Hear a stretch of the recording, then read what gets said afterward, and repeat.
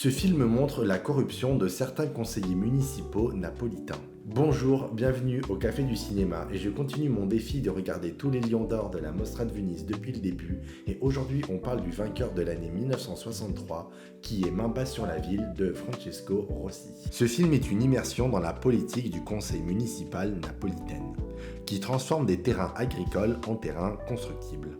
Et les promoteurs s'en donnent à cœur joie pour créer de la spéculation immobilière. Surtout le promoteur Notola. Des immeubles commencent à être construits de partout jusqu'au jour où un immeuble s'effondre et provoque la mort d'un enfant. Cela va donc créer des tensions et des débats au sein du conseil municipal, qui va mener à la création d'une enquête interne. Le personnage de Notola est un homme terrifiant.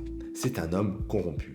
Ce n'est pas une caricature de méchant, c'est un homme convaincu de sa légitimité, ce qui rend cette corruption plus inquiétante. Le personnage de Notola est merveilleusement interprété par Rod Steiger, un acteur américain, qui d'ailleurs ne parlait pas italien pendant le tournage, ses scènes étaient tournées en anglais et doublées ensuite par un comédien italien. La mise en scène du film mélange fiction et enquête documentaire, un procédé avant-gardiste qui influencera quelques années plus tard le cinéma de dénonciation italien. Pour s'immerger un maximum dans la vie politique napolitaine, des seconds rôles ont été joués par de véritables politiciens et habitants napolitains. Rossi montre que la corruption n'est pas l'affaire d'un seul homme, c'est une structure, une toile d'intérêt mutuel qui dépasse l'individu. L'histoire est largement inspirée de véritables affaires de corruption et de spéculation immobilière survenues à Naples dans les années 50 et 60. Les séquences de débats parlementaires sont tournées comme de véritables séances qui ont eu lieu, reprenant parfois mot pour mot des phrases prononcées dans la vraie vie. Il coupe peu et multiplie les plans séquences pour nous immerger un maximum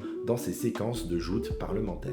En Italie, Main basse sur la ville est encore montré dans des universités comme un exemple de cinéma d'intervention civique, mêlant fiction et enquête pour éveiller l'état d'esprit du spectateur. Voilà, c'est sur ce film qui a marqué l'Italie que je vous invite à découvrir Main basse sur la ville de Francesco Rosi. N'hésitez pas à dire en commentaire ce que vous avez pensé du film. Pour ma part, je vous souhaite une bonne journée et j'espère vous revoir bientôt au Café du Cinéma.